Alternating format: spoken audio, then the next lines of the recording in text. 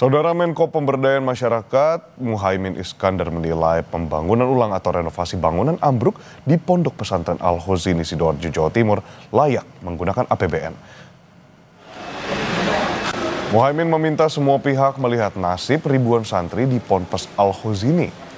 Dirinya mengaku heran kritik diberikan terhadap upaya pemerintah melindungi para santri yang sedang belajar. Mas, dari lantai.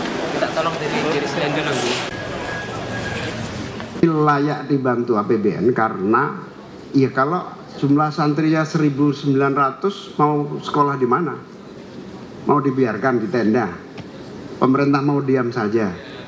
Kepada teman-teman yang memprotes menggunakan APBN, apa solusi Anda?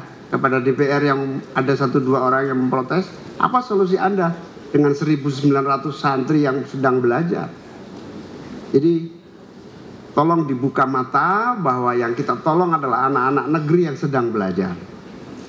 Sehingga saya sangat tidak habis pikir yang dikritik kok upaya pemerintah yang sedang melindungi anak yang sedang belajar dan tidak ada tempat belajar.